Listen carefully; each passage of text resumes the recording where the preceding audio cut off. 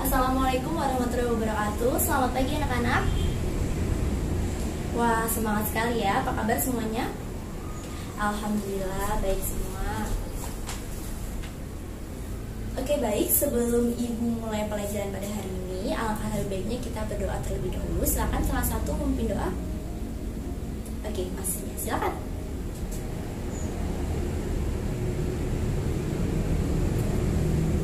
Alhamdulillah, semoga dengan berdoa kita bisa lebih mudah dalam menerima pelajaran pada hari ini. Amin. Sebelumnya Ibu akan mengabsen terlebih dahulu. Ini jumlah siswanya ada berapa? 30. Oke, ada yang tidak masuk? Masuk ke semua. Oh, ada yang tidak masuk? Satu orang. Oh iya, siapa? Oh, Esti Istina. Ada surat izinnya? Oke, menyusul ya. Berarti yang hadir ada 29 orang ya. Baik. Baik, kita akan mulai pelajaran pada hari ini. Hari ini kita akan belajar materi terakhir dari mata pelajaran ekonomi bisnis. Setelah kalian kemarin pelajari mengenai masalah ekonomi, kelangkaan, pasar, permintaan, dan lain sebagainya. Saat ini kita akan pelajari apa? Ada yang ingat? Ada yang semalam sudah membaca? Ya, ya benar sekali.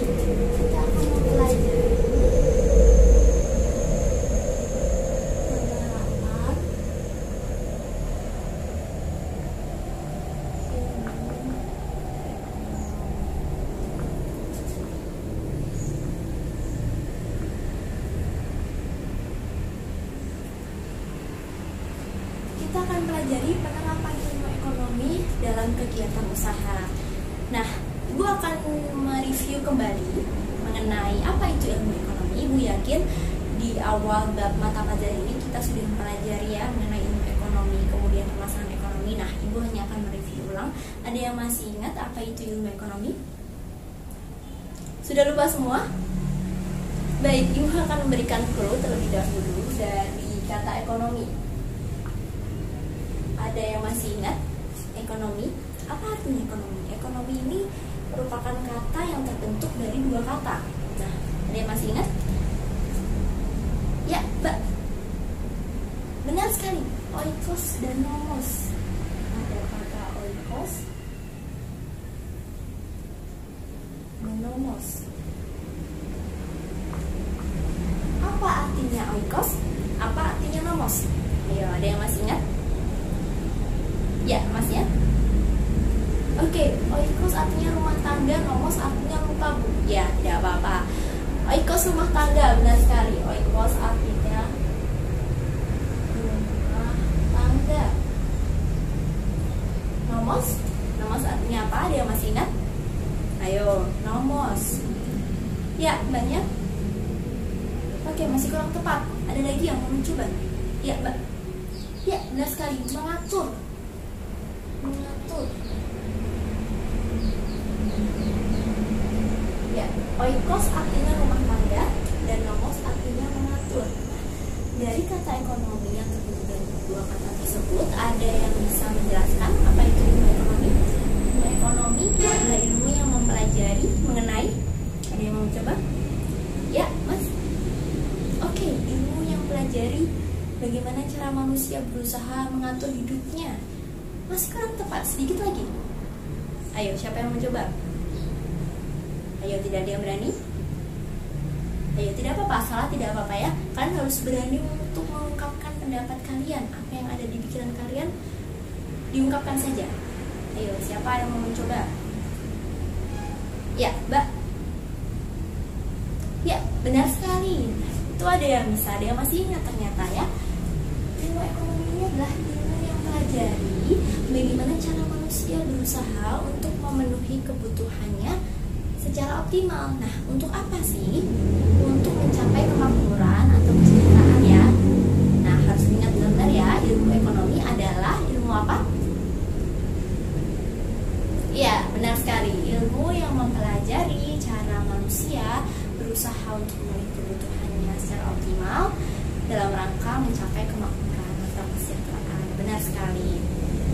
Nah, dari ilmu ekonomi ini kemudian muncul yang namanya permasalahan-permasalahan ekonomi. Nah, ada yang masih ingat nggak nggak nih permasalahan utama dari ekonomi?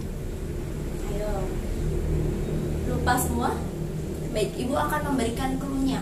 Permasalahan utama dari ekonomi nih, kita sebagai manusia itu kan memiliki keinginan ya. Kadang kita tuh tidak pernah puas atas keinginan kita. Jadi udah punya ini masih pengen begitu, masih pengen begitu. Padahal apa kita selalu bisa memenuhi keinginan kita? Tidak ya. Jadi apa nih masalah ekonomi? Ada yang mencoba menjawab? Ya Mbak? Ya, tepat sekali. Sumber daya yang terbatas dan keinginan yang tidak terbatas. Limited resource and unlimited wants. Adanya sumber dayanya terbatas nih, tapi keinginannya tidak terbatas. Nah, pada akhirnya ini akan memunculkan apa anak-anak? Apa ayo? Kita pengen banyak, pengen ini itu, tapi sumber dayanya terbatas. Kita tidak bisa memenuhi semua keinginan kita. Keinginan kita semuanya tidak bisa terpenuhi, maksud Ibu. Nah, memunculkan apa akhirnya? Adanya, ayo, masalah apa? Kemarin materi bab kedua dari mata pelajaran ini. Ada yang masih ingat? Ya, benar sekali Mbak. Akan memunculkan yang namanya kelangkaan. Kelangkaan atau kita sebut scarcity. Nah, kelangkaan ini apa sih? Nah, kelangkaan itu ditimbulkan akibat tadi sumber daya yang terbatas, akan tetapi keinginan yang tidak terbatas, tidak sinkron kan? Nah, jadi kelangkaan ini sendiri, jadi barang-barang yang digunakan untuk memproduksi keinginan manusia, keinginan orang banyak, itu tidak mencukupi untuk memenuhi semua keinginannya. Nah, maka terjadi yang namanya kelangkaan. Dari kelangkaan ini kemudian akhirnya manusia, kita semua harus membuat apa nih? Harus melakukan apa nih untuk mengatasi kelangkaan ini? Untuk menekan adanya kelangkaan, kita harus membuat yang namanya, ada yang masih ingat? Ya Mas? Ya, benar. Pilihan. Kita harus membuat yang namanya pilihan atau choice. Ya, dari adanya kelangkaan, kemudian kita harus membuat yang namanya pilihan atau choice. Nah, apa sih pilihan ini? Pilihan ini apa nih? Apa arti dari pilihan? Ya Mbak? Oke, baik. Memilih satu di antara beberapa pilihan. Ya, kita harus membuat keputusan di antara beberapa pilihan ya. Dan gak cuma satu, bisa memilih beberapa di antara banyak pilihan juga. Nah, itulah yang disebut dengan pilihan. Nah, pilihan ini sendiri setiap orang berbeda-beda ya, tergantung kondisinya. Nah, dengan memutuskan suatu pilihan, secara otomatis kita melepaskan pilihan yang lain. Nah, Ibu akan beri contoh. Contoh sederhananya seperti ini. Nanti sepulang sekolah jam 4 sore kalian ada jadwal les. Namun di jam yang sama kalian juga ada janji dengan teman lama kalian. Ini ceritanya teman lama udah lama nggak ketemu dan akhirnya nanti mau ketemu. Untuk yang pertama kalinya nih, misalnya kita teman online ya, terus dia datang ke rumah kita udah pengen ketemu, tapi barengan sama jadwal les kita. Akhirnya kita harus membuat yang namanya ya pilihan. Kita harus memilih salah satu. Nah, kalian mau milih yang mana nih? Oke, gak apa-apa. Memilih ketemu teman Bu, boleh-boleh saja. Itu tergantung dari diri kalian. Kalian memilih bertemu teman ya. Udah lama gak ketemu nih Bu, mau ketemu, mau ngobrol-ngobrol, boleh. Berarti apa yang kalian lepaskan? Iya, benar sekali. Kalian melepaskan bimbingan di les ya. Jadi kalian tidak ikut les untuk bertemu dengan teman kalian. Nah, dari pilihan ini akhirnya muncul yang namanya biaya kesempatan.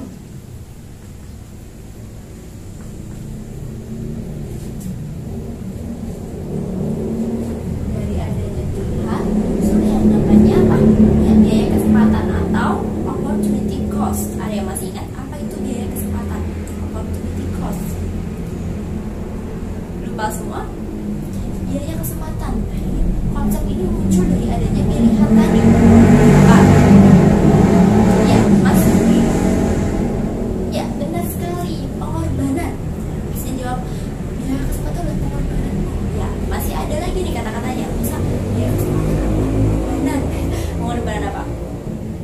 Ya Mbak?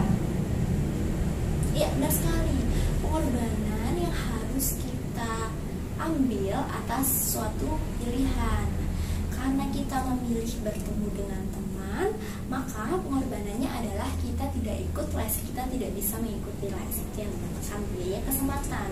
Nah, ini semua merupakan konsep dasar dari ekonomi yang bermula dari adanya sumber daya yang terbatas, tapi keinginan tidak terbatas, limited resource and unlimited wants, kemudian muncul yang namanya scarcity atau kelangkaan, kemudian kita harus membuat yang namanya choice atau pilihan, dan akhirnya muncul konsep opportunity cost atau biaya kesempatan.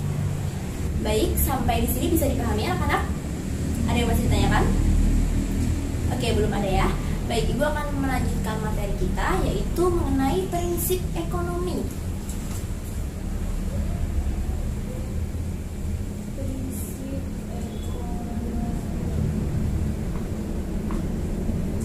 Ada yang tahu apa itu prinsip ekonomi? Mungkin semalam ada yang sudah belajar, dibaca-baca bukunya prinsip ekonomi. Apa prinsip ekonomi? Ada yang mau mencoba? Iya Mas? Oke, masih kurang tepat Mas, sedikit lagi. Ada yang mencoba lagi? Ya Mbak? Ya, tepat sekali. Prinsip ekonomi adalah berusaha dengan pengorbanan yang tertentu untuk mendapatkan hasil maksimal, atau berusaha dengan pengorbanan minimal untuk mendapatkan hasil tertentu. Seperti itu, bisa dipahami? Oke, akan Ibu ulangi. Mbak, yang di sana lagi bercerita apa Mbak? Lagi ngobrol apa? Oke, ngobrolnya nanti dulu ya Mbak. Coba bisa diulangi lagi tadi. Apa itu prinsip ekonomi? Oke, lupa. Ngobrolnya nanti dulu ya Mbak. Diperhatikan dulu ya untuk semuanya saja, biar nanti bisa memahami dengan baik, bisa menerapkan dengan baik ilmu ekonomi ke dalam kegiatan usaha. Bisa dimengerti? Baik, Ibu akan ulangi lagi ya. Prinsip ekonomi ini adalah berusaha dengan pengorbanan tertentu untuk mendapatkan hasil yang maksimal, atau berusaha dengan pengorbanan minimal untuk mendapatkan hasil tertentu. Itu bisa dipahami? Harus diingat ya, mengapa? Karena prinsip ekonomi ini yang akan menjadi pedoman bagi kita ketika kita melakukan kegiatan usaha atau kegiatan ekonomi nantinya. Nah, Bu, bagaimana menerapkan prinsip ekonomi ke dalam kegiatan usaha? Nah, ada ciri-ciri prinsip ekonomi. Seorang yang menggunakan prinsip ekonomi dalam kegiatan usaha, ada ciri-cirinya. Apa kira-kira? Apa kira-kira? Ada yang mencoba? Ya Mas? Ya, tepat sekali. Menentukan skala prioritas. Nah, untuk apa menentukan skala prioritas? Ini juga berhubungan dengan bersikap hemat. Kita harus bersikap hemat ya. Nah, dengan cara apa? Dengan cara menentukan skala prioritas. Nah, menentukan dulu nih urutan-urutan dari yang terpenting sampai yang tidak terlalu penting. Jadi ketika kita berbelanja nih, misalnya di supermarket, jangan semua dimasukin ke keranjang, di-list dulu nih apa yang paling penting dan yang paling dibutuhkan dulu. Seperti itu. Selanjutnya ada lagi? Masih ada lagi nih, yang mencoba? Ya, benar, bersifat rasional. Bersifat rasional dan juga ekonomis ya. Maksudnya apa Bu? Jadi kita harus melakukan yang namanya perencanaan. Misal kita mau menjadi pengusaha nih, usaha sesuatu, mau menjual sesuatu, memproduksi sesuatu, kemudian dipasarkan, harus ada yang namanya perencanaan yang matang. Nah, mulai dari apa yang akan dijual, kemudian bagaimana cara membuatnya, produksinya, bagaimana cara memasarkannya, kemudian untuk siapa produk ini dijual. So, ada harus berprinsip yang rasional dan juga ekonomis. Kemudian yang terakhir ada lagi, yaitu bersifat atau menentukan sesuatu dengan cost and benefit. Cost and benefit ini maksudnya apa? Nah, ketika kita membayar mengeluarkan sebesar sekian rupiah, apa manfaat yang akan kita dapat? Nah, itu ya, benar. Jadi ketika saya mengeluarkan 100.000 untuk membeli barang ini, dari mengeluarkan uang 100.000 itu, saya mendapatkan manfaat dari barang ini, yaitu bla bla bla bla, seperti itu. Bisa dipahami? Oke, baik sekali. Nah, di sini prinsip ekonomi penerapannya ke dalam kegiatan usaha yang dimaksud di sini adalah kegiatan berupa produksi, distribusi, dan juga konsumsi. Ya, jadi contohnya gimana Bu menerapkan prinsip ekonomi ke dalam produksi, distribusi, dan juga konsumsi. Nah, Ibu akan jelaskan. Jadi yang pertama, penerapan ilmu ekonomi ke dalam kegiatan produksi. Ada yang mau mencoba mungkin? Kira-kira gimana nih prinsip ekonomi ketika digunakan ke dalam kegiatan produksi? Ya Mas? Boleh? Ya, benar. Harus mengetahui dengan baik kira-kira pengeluaran yang akan dikeluarkan berapa nih. Nanti ketika akan dijualkan berapa keuntungannya. Mas Yadi menjawab seperti itu ya? Ya, itu benar. Jadi kita harus seperti yang gue bilang tadi, harus ada perencanaan yang matang ketika produksi, bahan bakunya dibeli dari mana, kemudian bagaimana cara produksinya, dan untuk siapa produksinya, agar apa? Agar kita dapat mengeluarkan pengorbanan yang tertentu dan nanti akan mendapatkan keuntungan atau hasil yang maksimal seperti itu. Ya, selanjutnya untuk kegiatan distribusi, sama distribusi nih, menyalurkan barang kepada masyarakat. Saya mau jualan baju, saya beli dari perusahaan A baju. Ketika saya beli, kemudian saya jual, otomatis saya akan menambah harganya nih. Maksudnya harganya akan lebih tinggi kan. Nah, kira-kira dari harga yang lebih tinggi itu apakah masih berdaya saing harganya di pasaran? Nah, itu harus dipikirkan juga. Oh, saya ke perusahaan A, saya beli bajunya 10.000, saya jual 15.000 nih Bu. Tapi di pasaran nggak laku Bu, karena kebanyakan jualnya 10 ribuan, udah 10.000, 11.000. Kalau saya jual 11.000, saya cuma untung 1.000 dong. Nah, itu harus dipikirkan. Oke, berarti saya mencari perusahaan yang lain. Nah, seperti itu contohnya. Jadi kita harus mencari perusahaan yang lain yang lebih murah, seperti itu.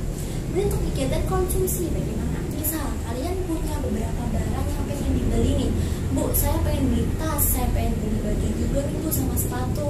Tapi saya juga harus beli buku pelajaran nih Bu. Nah, kalian harus bikin namanya skala prioritas. Mana nih kira-kira yang lebih penting? Oh Bu, saya mau beli buku pelajaran dulu deh, soalnya kalau nggak ada buku pelajaran saya nggak bisa belajar.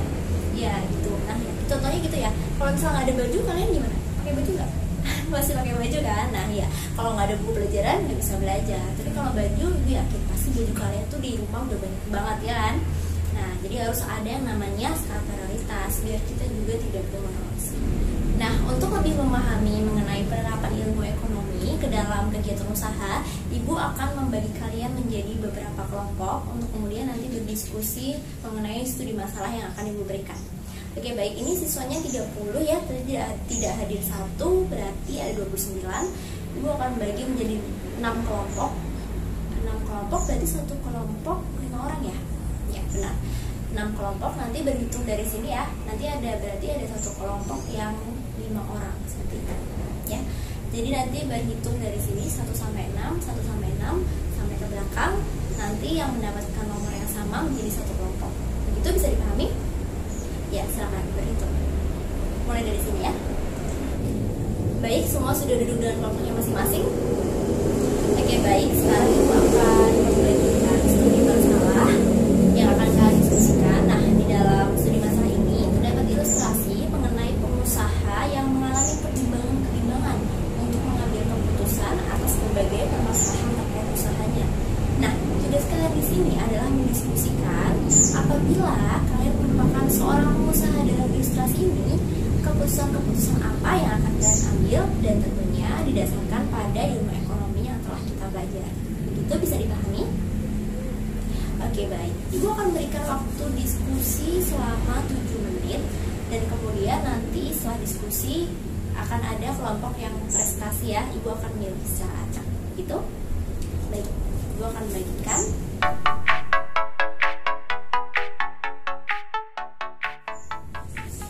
Oke, baik, waktu diskusi sudah habis ya anak-anak. Nah, sekarang saatnya presentasi. Ibu akan memilih kelompok secara acak. Nah, untuk yang presentasi pertama, Ibu akan memilih kelompok 5. Coba kelompok 5 ya, maju mempresentasikan hasil diskusinya. Silakan kelompok 5.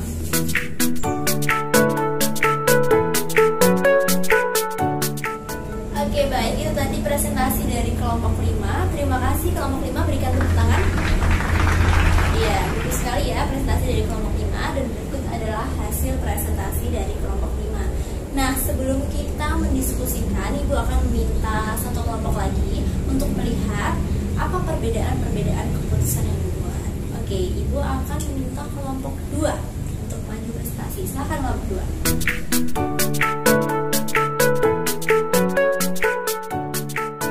Oke, baik, bagus sekali presentasi dari kelompok 2. Beri tepuk tangan untuk kelompok 2. Ya, oke, ini berikut adalah hasil presentasi dan juga hasil diskusi dari kelompok 5 dan juga kelompok 2. Nah, sekarang kita akan mendiskusikan secara bersama-sama hasil diskusi dari kelompok 5 dan kelompok 2. Nah, di sini ada beberapa perbedaan keputusan yang diambil dari kedua kelompok. Mungkin nanti kelompok yang lain juga bisa jadi berbeda ya, berbeda. Perbedaannya ada di keputusan yang kedua dan juga keputusan yang ketiga. Keputusan kedua dan juga keputusan ketiga, keputusan yang diambil antara kelompok 5 dan kelompok 2 berbeda. Nah, mungkin ada yang ingin menanggapi terlebih dahulu hasil diskusi ini. Mungkin ada yang berbeda, Bu, saya keputusannya seperti ini, boleh, silakan. Ya, dari kelompok 4. Oke, bagus sekali. Mas siapa namanya? Oke, Mas Adit ya, bagus sekali. Dari kelompok 5 mengatakan yang dikatakan Mas Adit tadi, menambah mesin jahit namun tanpa menjual mesin jahit yang lama. Itu berarti mesin jahit dari perusahaan Rio bertambah ya, yang tadinya ada 15 mesin jahit menjadi 16 mesin jahit. Namun keputusan yang keempat, kelompok 5 memilih menambah jam kerja karyawan dan tidak memilih merekrut karyawan yang baru. Kemudian pertanyaannya, mesin jahit tambahan tadi siapa yang akan menggunakan? Bagus sekali ya tanggapan dari kelompok 4 yang dilontarkan oleh Mas Adit. Nah, jadi ketika kita membuat keputusan, maka harus diikuti atau akan dipengaruhi oleh keputusan-keputusan yang kita buat sebelumnya. Nah, bagus sekali ketika nanti kita menambah mesin jahit namun tidak diikuti dengan adanya penambahan karyawan, jadi siapa yang akan menggunakan mesin jahit? Itu akan menjadi keborosan. Benar sekali ya. Kemudian ada yang lain, ada yang menanggapi? Ya, kelompok 1 boleh. Oke, dari kelompok 1 berpendapat bahwasanya dalam keputusan yang kelima, kelompok 5 dan kelompok 2 sama ya, tidak membuka home store. Jadi kelompok 1 memutuskan untuk membuka home store karena alasan dari kelompok 1 adalah itu akan menambah pendapatan dari perusahaan Rio, akan menambah pendapatan dari hasil penjualan dasar-dasarnya. Seperti itu kelompok 5 keputusannya. Kelompok 1 maaf. Ada yang menanggapi? Iya, kelompok 3. Oke, baik. Kelompok 3 menanggapi pernyataan dari kelompok 1 bahwasanya membuka home store hanya akan menambah pengeluaran dari perusahaan Rio. Dan hal tersebut belum tentu dapat menambah keuntungan karena bisa jadi orang membeli melalui media sosial, lebih memilih membeli melalui media sosial maksudnya. Begitu maksudnya? Nah, oke. Ini menanggapi lagi? Tidak ada? Oke, baik, bagus sekali anak-anak. Nah, ini merupakan keputusan-keputusan yang diambil dan juga Ibu yakin setiap kelompok memiliki keputusan-keputusan yang berbeda. Nah, ini hanya sebagai latihan saja karena nanti ketika kalian sudah benar-benar mengalami menjadi pengusaha ya, siapa tahu kalian semua nanti bisa menjadi pengusaha sukses ya, amin. Nah, ada banyak hal yang harus dipertimbangkan juga. Nah, ini hanya sebagian kecil saja. Seperti kalian harus mempertimbangkan masalah keuangan, analisis pasar, analisis permintaan dan penawarannya seperti apa. Kemudian bagaimana daya saingnya dengan perusahaan-perusahaan lain dengan produk yang sama. Nah, seperti itu. Nah, ini hanya untuk latihan, jadi tidak masalah. Banyak keputusan yang berbeda, tidak masalah. Karena nantinya kalian akan mengalami maksud Ibu akan mempertimbangkan hal-hal yang lain seperti itu. Ini hanya untuk latihan saja agar kalian lebih bisa lagi mengambil keputusan. Begitu. Mungkin ada yang masih ingin ditanyakan?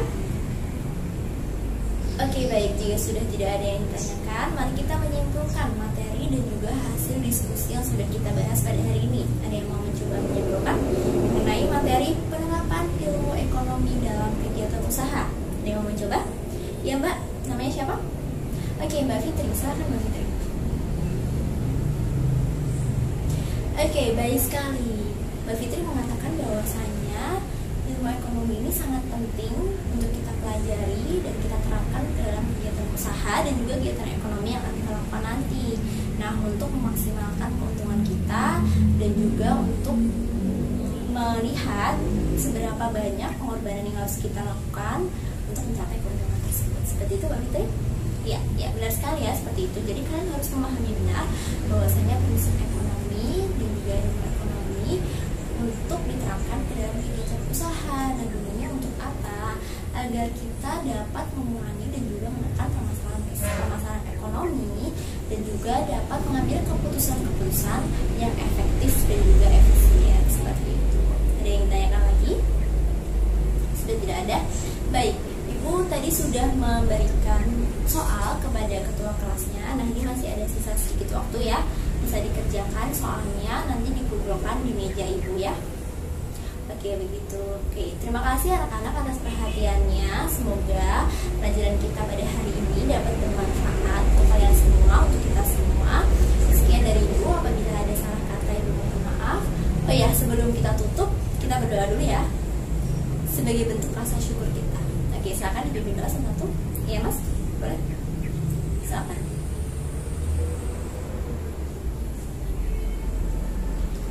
Oke, alhamdulillah.